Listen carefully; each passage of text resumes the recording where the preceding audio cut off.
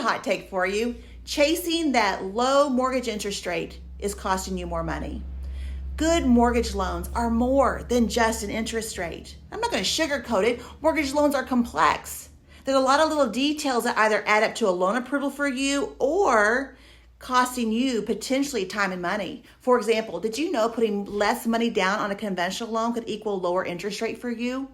Or that new job you just took to get that higher bonus income or more overtime income just caused you to qualify for a smaller sales price potentially? Didn't know that? That's okay. That's what I'm here for. Over 20 years of experience, I know a thing or two. But that order taker that called you because you typed in a little bit of information in to get that interest rate, they don't know. Your mortgage loan needs to be tailor fit to meet your goals and needs. And that includes you getting that competitive interest rate. But if all you're after is that lowest interest rate, you could be sacrificing good service and expertise that could save you money in the long run.